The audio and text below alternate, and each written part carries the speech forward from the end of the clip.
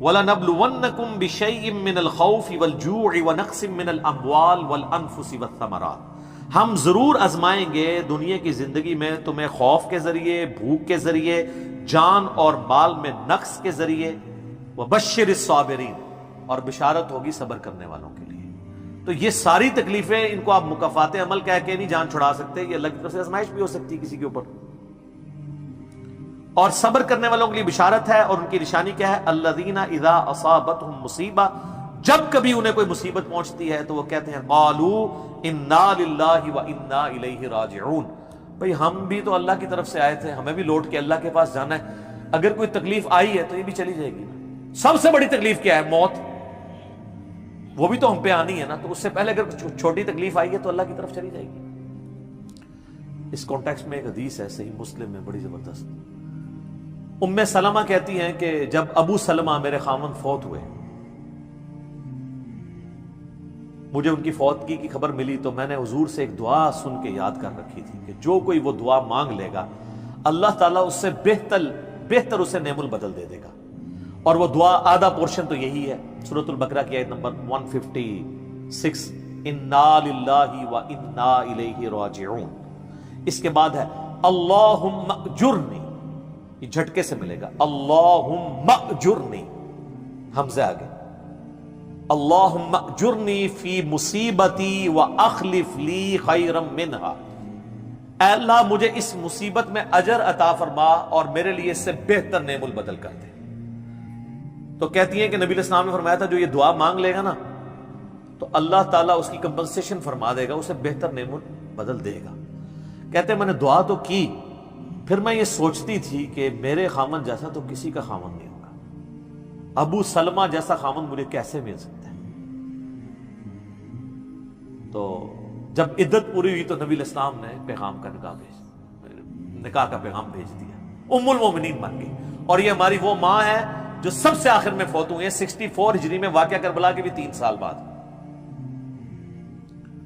تو اس دعا کی یہ دعا یاد رکھیں، چھوٹی موٹی بھی کوئی بھی تکلیف، کوئی بچوں کو موچتی ہے گھر میں، کسی کو زخم لگتا ہے، ٹھوکر لگ جاتی ہے، کوئی مالی نقصان ہو جاتا ہے، فوراً یہ دعا، اور میں نے الحمدللہ 20 دفعہ یہ دعا آزمائی ہے۔ وقتی طور پہ تو فیل ہو رہا ہوتا ہے کہ یار کوئی مسئلہ خراب ہو گیا، لیکن اس کے بعد اسی شر کے اندر خیر چھپی ہوئی ہوتی ہے، وہ مل جاتی ہے۔ اس آپ دعا کو یاد رکھیں، اور صبح شام جو چھوٹی موٹی کوئی خبریں بھی آپ کو ملتی رہتی ہیں نا، اس کے اوپر آپ یہ دعا پڑھتے رہیں، یہ آپ کے لیے ایک بہت بڑا وظیفہ ہے انشاءاللہ تعالی۔ نیک لوگوں کو جو تکلیفیں آتی ہیں نا دنیا میں، وہ ان کے درجات کو بلند کرنے کے لیے آتی ہیں، اور یہ اللہ تعالیٰ نے بڑی سختی کے ساتھ سورۃ العنکبوت کے اندر نا صحابہ کرام کو ایڈریس کر کے نا یہ فلسفہ کلیئر کیا ہے، آیت نمبر 2 اور 3 کے اندر، احسب الناس ان یترکوا ان یقولوا آمنا وهم لا یفتنون، کیا لوگ اس گمان میں ہیں کہ انہیں صرف اس بات پہ چھوڑ دیا جائے گا کہ وہ ایمان لے آئے اور ہم ان کی آزمائش نہیں کریں گے؟ وَلَقَدْ فَتَنَّ الَّذِينَ مِن قَبْلِهِمْ، بے شک ہم نے ضرور آزمایا تھا ان سے پہلے لوگوں کو، فَلَيَعْلَمَنَّ اللَّهُ الَّذِينَ صَدَقُوا وَلَيَعْلَمَنَّ الْكَاذِبِينَ، تو اللہ تعالیٰ ضرور جانچ کر رہے گا کہ کون سچے ہیں اپنے دعوے کے اندر، کس دعوے میں کہ غلامی رسول میں موت بھی قبول ہے، اور کون صرف نعرہ بازی کر رہے ہیں۔ اللہ تعالیٰ ان کو ظاہر کر کے رہے گا، جانچ کے رہے گا۔ تو یہ اللہ تعالیٰ نے اپنا اصول رکھا ہے، یونیورسل ٹروتھ ہے۔ اس کانٹیکسٹ میں صحیح بخاری میں ایک حدیث ہے، صحابہ کرام نے جب کافروں کی تکلیفوں کا ذکر کیا نا حضور سے، تو آپ نے فرمایا صبر کرو، اللہ کی قسم تم سے اگلے لوگوں کو زمین میں گاڑا جاتا تھا، سر کی مانگ پہ آرا رکھا جاتا تھا اور کہا جاتا تھا کہ اسلام چھوڑ دو، اور وہیں ان کے 2 ٹکڑے کر دیے جاتے تھے، وہ اپنے دین پہ قائم رہتے تھے۔ لوہے کی کنگیاں ان کے گوشتوں پہ پھیری جاتی تھی، حتیٰ کہ ہڈی تک پہنچ جاتی تھی، تب بھی وہ اپنے دین پر ثابت قدم رہے۔ تو نبی علیہ السلام نے اپنے صحابہ کو اگلے لوگوں کی یہ تکلیف گنوائی۔ تو اب وہ جو اتنی تکلیفیں کاٹتے رہے ہیں، وہ کوئی مکافات عمل نہیں ان کے لیے ہوا، آزمائش تو ہوئی ہے نا جی۔ تو نیک اور برے لوگوں کے اعتبار سے ڈیفرنٹ ہے، یہ ذہن میں رکھیے گا۔ بخاری اور مسلم کی متفق علیہ حدیث ہے، نبی علیہ السلام فرمایا مسلمان کو کوئی بھی تکلیف پہنچتی ہے، دکھ درد بیماری، کوئی اندیشہ کہتے ہیں ذہنی ٹینشن کو، صرف کہ یہ نہ ہو جائے، حتیٰ کہ اس کے پاؤں میں کانٹا بھی چبھ جائے، تو اللہ تعالیٰ اس کے بدلے میں اس کے گناہوں کو معاف کر دیتا ہے۔ اور مسلم شریف میں ڈیٹیل ہے کہ جب یہ سورۃ النساء کی آیت نمبر 123 نازل ہوئی نا، کہ چھوٹے سے چھوٹے اعمال کا بدلہ بھی ملے گا، چھوٹی سے چھوٹی نیکی کا بھی، تو صحابہ پریشان ہو گئے، ان کا یا رسول اللہ ہم تو یہ تو سارے پکڑے جائیں گے، کس طریقے سے کوئی بندہ پرفیکٹ ہو سکتا ہے؟ تو حضور نے فرمایا پریشان ہونے کی ضرورت نہیں ہے، مسلمان کو جو دنیا میں تکلیفیں اور بیماریاں آتی ہیں نا، وہ اس کی ان غلطیوں کا کفارہ بن جاتی ہیں۔ حتیٰ کہ جامعہ ترمذی میں، ابو داؤد میں ایک حدیث ہے، نبی علیہ السلام نے فرمایا کہ دنیا میں سب سے زیادہ تکلیفیں انبیاء کو آتی ہیں، تو کیا انبیاء پہ مکافات عمل ہو رہا ہوتا ہے؟ نعوذ باللہ۔ اس کے بعد ان پہ آتی ہیں جو ان کے بعد اللہ تعالیٰ کو سب لوگوں سے بڑھ کے محبوب ہوتے ہیں۔ آپ نے صحابہ کا بھی نام نہیں لیا، فرمایا جو بھی، وہ اس زمانے میں بھی ہو سکتا ہے، آج کے زمانے میں بھی، کیونکہ بعض اصحاب تو ایسے ہیں جنہوں نے کفر کی زندگی میں بھی موج کی ہے اور اسلام کی زندگی میں موج کی ہے، وہ تکلیفوں سے گزرے ہی نہیں ہیں۔ اچھا، اور پھر فرمایا اس کے بعد وہ لوگ ہیں جو اس کے بعد اللہ کو سب سے بڑھ کر محبوب ہوتے ہیں، حتیٰ کہ انسان پہ تکلیفیں آتی رہتی ہیں اور اس کی موت کا وقت آ جاتا ہے اور اللہ تعالیٰ اسے پاک و صاف کر کے دنیا سے اٹھا لیتا ہے۔ یہ جو لوگ کہتے ہیں نا یار وہ موت کے وقت فلانے کے ساتھ، یار وہ احمد دیدہ صاحب 9 سال تک قومے میں رہے ہیں، اتنی اسلام کی انہوں نے خدمت کی، ہزاروں عیسائیوں کو مسلمان کیا، لاکھوں مسلمانوں کے ایمان کی حفاظت کا سبب اللہ نے ان کو بنایا، لیکن وہ 9 سال تک قومے کی حالت میں رہے، 1996 سے لے کے 2005 تک۔ تو کوئی کچھ کہتا تھا جی یہ وہ عیسائی بھی ان کو کہتے تھے دیکھو جی اس کو بدوا لگ گئی اور یہ وہ ہو گیا، گستاخ ہے، یہ وہ ہے۔ تو یہ تو کوئی طریقہ نہیں ہے۔ اس طریقے سے جنید جمشید صاحب جب شہید ہوئے تو آپ دیکھ لیں ان کے مخالفین نے ان کے بارے میں کیا بات کی، اور صحابہ کرام کو تو رومن امپائر کی بیٹل فیلڈز کے اندر تیل کے کڑاؤں میں روسٹ کیا گیا ہے، تو آپ کیا کہیں گے نعوذ باللہ ان کے ساتھ یہ کچھ ہو گیا؟ ابو عبیدہ ابن جرح، معاذ ابن جبل لاڈلے ترین اصحاب ہیں، طاعون کے مرض میں شہید ہوئے ہیں، اور طاعون میں اتنے بڑے بڑے پھوڑے جسم کے اوپر نکلتے ہیں۔ آپ تو سمجھتے ہیں کہ صحابہ کرام جو ہے وہ بڑے سکون سے بیٹھتے ہوں گے اور پھر کلمہ پڑھتے ہوں گے، ساتھ ہی ایسے روح پرواز کر جاتی ہوگی۔ حضرت حمزہ ابن عبد المطلب کا مسلح ہوا ہے، سید الشہداء ہیں۔ حضرت حسین علیہ السلام کے ساتھ جو کچھ کربلا میں ہوا ہے، تو نیک بندوں اور عام بندوں کے اعتبار سے اس کا حکم ڈیفرنٹ ہے۔ نیک بندوں کے درجات بلند ہوتے ہیں۔ حسین ابن علی سے اتنی بڑی قربانی نے اللہ نے لی کہ قیامت والے دن ان کو جنتی نوجوانوں کا جو سردار ہونا ہے اس کو جسٹیفائی کیا جائے کہ آؤ جی حسین جیسی ہے کسی قربانی، بنا دینا ہے سردار، آ جاؤ لے کے آؤ۔ کوئی کھڑا ہو سکتا ہے؟ ابھی تک 1500 سال میں تو نہیں کوئی دعویٰ کرے گا کھڑا ہونے کا۔ تو اللہ تعالیٰ نیکیوں کو جسٹیفائی بھی کرواتا ہے، وہ مکافات عمل نہیں ہو رہا ہوتا۔ نیک لوگوں کے لیے ڈیفرنٹ ہے، ان کے درجات بلند ہوتے ہیں، اور باقی عام لوگوں کے لیے یہ ہے کہ ان کے لیے بھی آپ نہیں کہیں گے کہ ان پہ عذاب ہے، یا اللہ کی طرف پلٹنے کا ذریعہ ہے یا ان کے گناہوں کا کفارہ ہے۔ یہ آپ نے کسی پہ نہیں کہنا اس کے اوپر لعنت پڑ گئی، اس کے اوپر یہ ہو گیا، اس کے اوپر یہ ہو گیا، یہ آپ کو کسی نے رائٹ نہیں دیا۔ یہ بہت بڑا ظلم ہے۔ ایک طرح کے معاملات ہوئے ہوتے ہیں دونوں کے ساتھ۔ اب آپ دیکھ لیں سنیوں میں سے کوئی جیل میں جاتا ہے تو شیعہ کہتے ہیں دیکھا جی مکافات عمل ہے، شیعہ میں سے کوئی جاتا ہے سنی کہتے ہیں مکافات عمل ہے۔ تو یہ آپ جو مرضی، اور اپنوں کے لیے کہتے ہیں آزمائش ہے۔ تو یہ آج کی ڈیٹ میں آپ نے سب کے لیے آزمائش ہی کہنا ہے، ورنہ یہ مسئلہ بالکل خراب ہو جائے گا۔ اللہ ہی اللہ جی، اللہ تعالیٰ سے خیر مانگنا چاہیے، اللہ تعالیٰ کی طرف رجوع لانا چاہیے۔ اس حوالے سے بخاری اور مسلم دونوں میں حدیث ہے، میں اب آپ کو تھوڑے وظیفے بھی بتا دوں نا۔ ظاہر آزمائشیں تو ہر بندے پہ آتی ہیں، اللہ کی طرف رجوع بھی لانا چاہیے۔ ان آزمائشوں سے نکلنے کا طریقہ کیا ہے؟ بخاری اور مسلم دونوں میں حدیث ہے، نبی صلی اللہ علیہ وآلہ وسلم کے بارے میں انس بن مالک کہتے ہیں کہ نبی علیہ السلام کی اکثر دعا یہی ہوا کرتی تھی، اللہم ربنا آتنا فی الدنیا حسنہ وفی الآخرۃ حسنۃ وقنا عذاب النار آمین۔ یہ بخاری مسلم میں بھی ہے، سورۃ البقرہ کی آیت نمبر 201 ہے۔ اے اللہ ہمیں دنیا میں بھی بھلائیاں عطا فرما اور آخرت میں بھی بھلائیاں عطا فرما، اور آخرت کی سب سے بڑی بھلائی بھی ساتھ مانگ لی، وقنا عذاب النار، آگ کے عذاب سے ہمیں بچا لے، آمین۔ یہ اکثر آپ کی دعا ہوتی تھی. اس کانٹیکٹ میں ایک حدیث ہے بڑی انٹرسٹنگ صحیح مسلم میں. ایک صحابی بیمار ہوئے حتیٰ کہ بالکل ہڈیوں کا پنجر بن گئے, اور صحابہ کہتے ہیں چڑیا کی طرح ان کی جان ہو گئی. نبی علیہ السلام ان کی عیادت کے لیے گئے. آپ نے جب دیکھا آپ فرمایا تو اللہ سے کیا مانگتا ہے؟ چنگا بندہ ٹردا پھردا بندہ ایڈا منجی دے پہ گیا, بالکل ڈھانچہ پنجر بن گیا ہڈیوں کا. اس نے کہا یا رسول اللہ میں اللہ تعالیٰ سے یہ دعا کرتا ہوں کہ اے اللہ جو تو نے مجھے آخرت میں عذاب دینا ہے نا دنیا میں ہی دے دے. آخرت کا عذاب تو بہت سخت ہے, تو مجھے دنیا میں ہی وہ عذاب دے دے. نبی علیہ السلام نے سبحان اللہ, کیا تم دنیا میں بھی اللہ کی تکلیف برداشت کر سکتے ہو؟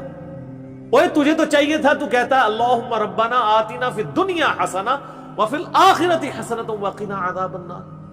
یعنی آپ اللہ تعالیٰ کو معاذ اللہ کو فنیٹک سمجھتے ہیں کہ آپ کہیں گے اس نے عذاب تو ضرور دینا تو مجھے ادھر دے دے.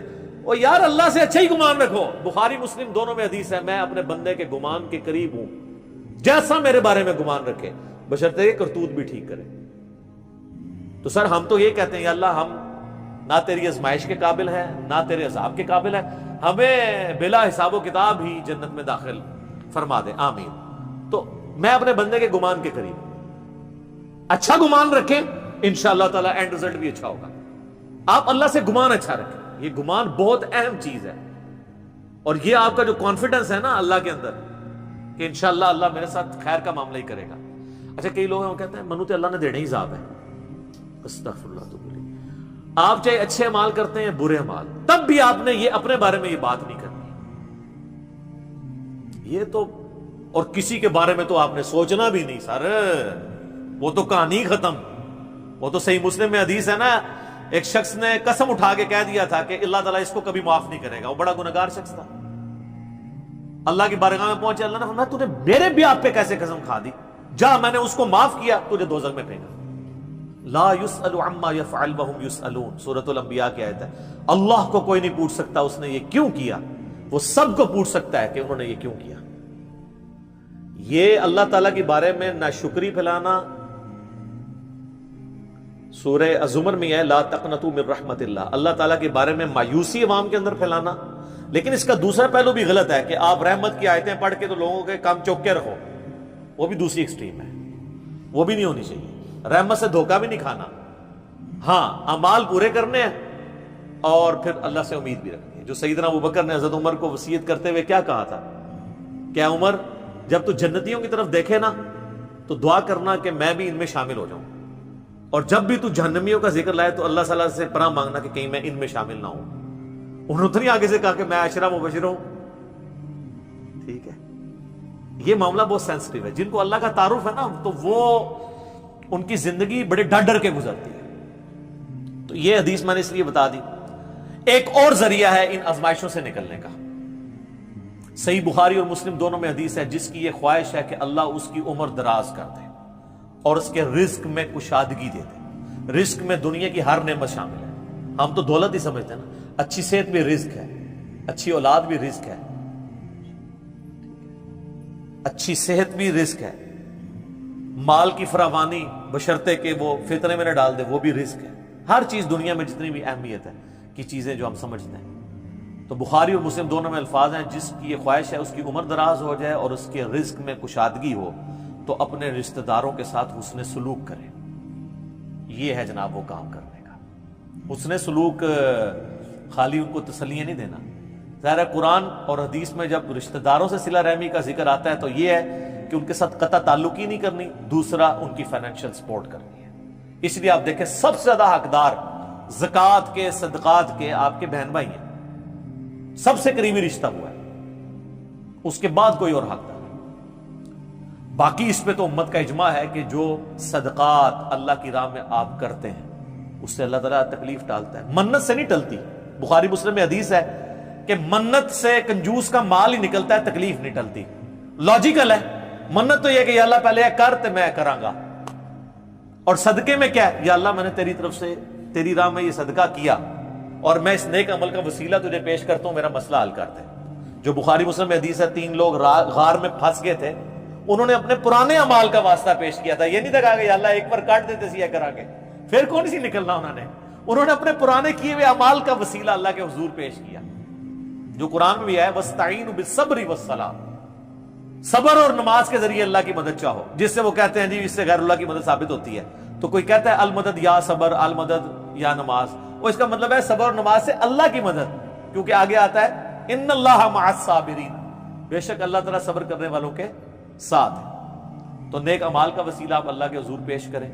تو صدقہ اور خیرات کرنا یہ اللہ تعالیٰ کی طرف سے آئی ہوئی تکالیف کو، بلاؤں کو ٹال دیتا ہے. تو یہ میں نے آپ کو ایک دعائیں، اذکار اور پھر اعمال بھی بتا دیے. آخر میں دو دعائیں میں وہ جو بیان کی تھی ان کو ریپیٹ کر دیتا ہوں. ایک پریونٹیو دعا ہے. یہ دو علاج ہوتے ہیں نا، پریونٹیو اور کیوریٹیو. پریونٹیو علاج یہ ہوتا ہے کہ بیماری ہونے سے پہلے علاج کیا جائے، جیسے ویکسین ہے. آج کل وہ کہہ رہے ہیں نہیں کورونا کی ویکسین بن گئی ہے کہ وہ لگوا لیں تو تکلیف ہوئی نہ. ایک ہوتا ہے کیوریٹیو علاج، کہ بیماری ہو گئی ہے تو اب علاج کیسے کرنا ہے. تو پریونٹیو علاج جو دعائیں ہیں نا وہ ہے اللہم ربنا آتنا فی الدنیا حسنہ وفی الآخرۃ حسنۃ وقنا عذاب النار. ہر نماز کے تشہد میں اسے مانگے، ٹھیک ہے، بلکہ سجدے میں مانگے. صحیح مسلم میں حدیث ہے کہ سجدے میں تم اپنے رب کے سب سے زیادہ قریب ہوتے ہو، خوب دعائیں مانگا کرو. سجدے میں بھی آپ یہ دعا مانگ سکتے ہیں، تشہد میں تو مانگے ہی مانگے. وہ بخاری مسلم میں حدیث ہے درود شریف کے بعد جو چاہو اپنے رب سے مانگو، وہ تو قبولیت کی ایک جگہ ہے. اس کے علاوہ یہ ہوگی پریونٹیو علاج بیماریوں سے، پریشانیوں سے. جتنے سنت اذکار ہیں، بسم اللہ الذی لا یضر، یا اعوذ بکلمات اللہ التامات من شر ما خلق، یہ ساری کی ساری چیزیں اللہ تعالیٰ کی طرف سے سنت اذکار ہیں. لیکن یہ یاد رکھیے گا یہ ناگہانی آفات کے لیے ہیں.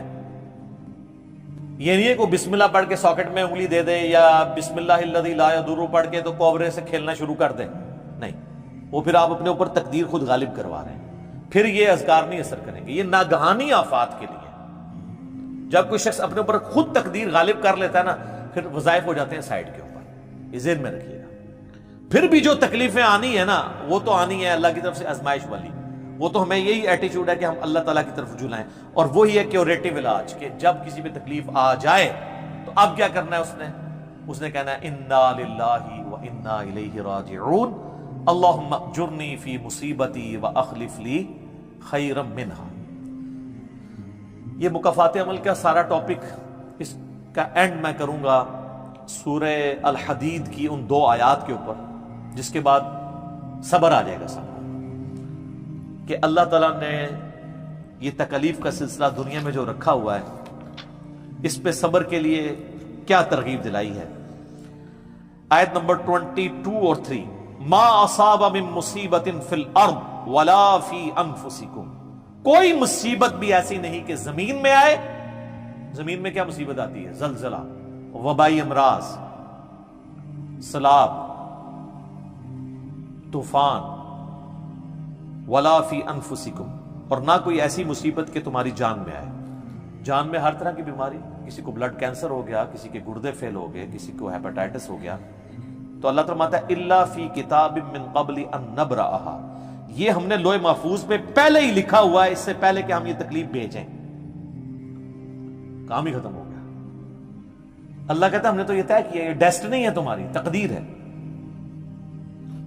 ان ذالک علی اللہ یسیر، یاد رکھنا یہ اللہ کے لیے بڑا احسان ہے، بہت آسان ہے. کوئی یہ بھی کہہ سکتا ہے کتنا ہو گیا، پہلے ہی اللہ کو پتا ہے. اللہ کے علم کے لیے آسان ہے. سورۃ الانعام میں تو یہاں تک آیا ہے کہ خشکیوں میں یا سمندروں کے اندر کسی درخت کا اگر پتا بھی گرتا ہے نا تو اللہ کو پہلے سے علم ہے. اور زمین کی گہرائیوں میں کوئی دانہ بھی پھوٹتا ہے نا وہ پہلے. اب ظاہر ہے ہمارا ذہن تو اس ڈیٹے کو سمجھ نہیں سکتا، بلکہ آج ہم نے لیپ ٹاپس میں، ہارڈ ڈسک میں وہ ڈیٹا سٹور کر لیا ہے جو 8 سے 100 سال پہلے کا انسان اس کو ماننے کے لیے تیار نہیں ہوگا کہ یہ ٹچ سکرین موبائل کیا کر سکتا ہے، اتنی دور بات کر سکتے ہیں. وہ تو اس کو بھی ماننے کے لیے تیار نہیں ہوں گے. لیکن ہو گیا نا کہ انسان کو اللہ نے ترقی کرائی ہے، تو اللہ کا علم تو بہت کامل ہے. لِكَيْ لَا تَأْسَوْا عَلَىٰ مَا فَاتَكُمْ، یہ ہم نے اس لیے کیا، یعنی ہم نے تقدیر میں پہلے یہ چیزیں لکھی تھی تاکہ تم مت افسوس کرو اس چیز پہ جو تم سے چھین لی جائے. وَلَا تَفْرَحُوا بِمَا آتَاكُمْ، اور اس پہ شیخی مت بگاڑنا جو اللہ نے تمہیں دی ہے. اللہ کسی سے لے کے ازماتا ہے تو کسی کو دے کے بھی ازماتا ہے. وَاللَّهُ لَا يُحِبُّ كُلَّ مُخْتَالٍ فَخُورٍ، اور اللہ تعالیٰ پسند نہیں کرتا ہر شیخی بگاڑنے والے کو، جو بات بات کے اوپر شیخی بگاڑتا ہے۔ کسی کے پاس اگر کوئی اللہ کی طرف سے نعمتیں ہیں تو وہ اللہ کا شکر ادا کرے، اور اگر کسی کے اوپر آزمائش کا وقت ہے تو وہ اللہ کی طرف رجوع لائے۔ اس لیے تو نبی الاسلام نے فقر کی زندگی گزاری ہے نا سر۔ باقی نیک بندوں کے لیے درجات کی بلندی کا ذریعہ ہے آزمائشیں آنا، برے لوگ بھی اس اعتبار سے کہ میرے اعمال کی شامت ہے اور میرے گناہ معاف ہو جائیں گے اور میں اپنی اصلاح بھی کر لوں، کسی کے بارے میں کوئی ورڈکٹ نہ دیں، اپنے اوپر ضرور لاگو کر لیں۔ ہم اللہ تعالیٰ سے دعا کرتے ہیں اللہم اجرنا من النار، اللہم انی اعوذ بک من عذاب جہنم، ربنا اننا آمنا فاغفر لنا ذنوبنا وقنا عذاب النار، اللہم انی اعوذ بک من عذاب جہنم، ربنا اصرف عنا عذاب جہنم ان عذابها کان غراما، اللہم ربنا آتنا فی الدنیا حسنہ وفی الآخرة حسنة وقنا عذاب النار، اللہم احسن عاقبتنا فی الامور کلہا وَأَجِرْنَا مِنْ خِزْيِ الدُّنْيَا وَعَذَابِ الْآخِرَةِ، آمین ثم آمین۔ ٹھیک ہوگا جی؟